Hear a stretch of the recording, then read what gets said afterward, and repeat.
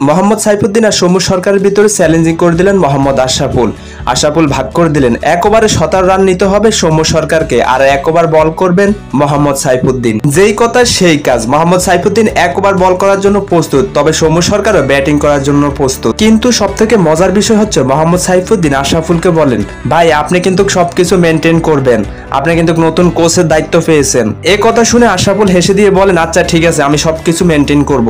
মোহাম্মদ সাইফুদ্দিনের প্রথম ওভারে 17 রান নিয়েছেন সৌম্য সরকার, সেই ম্যাচ জিতেছেন সৌম্য সরকার। তবে দ্বিতীয়বারের মতো আবার চ্যালেঞ্জিং করে দিলেন আশরাফুল ইসলাম। তবে সেই ম্যাচ আর জিততে পারেনি সৌম্য, জিতেছেন সাইফুদ্দিন। একে একে তাদের ম্যাচটা ড্র হয়। মূলত কথা হচ্ছে গ্লোবাল টি-20 লিগের জন্য রংপুর রাইডার্সের খেলোয়াড়রা অনুশীলন করছেন, সেখানে খুনসুটিতে মজেছেন তারা। প্রথমবারের মতো কোচের দায়িত্ব পেয়েছেন মোহাম্মদ আশরাফুল। বিপিএল থেকে শুরু করে গ্লোবাল টি-20 লিগও তার অধীনে খেলবে রংপুর রাইডার্স। বাংলাদেশের এই সুপারস্টার একসময় মাঠ কাঁপাতেন, তার খেলা দেখার জন্য টিভির পর্দায় সবাই বসে থাকতেন। তবে সেসব এখন অতীত।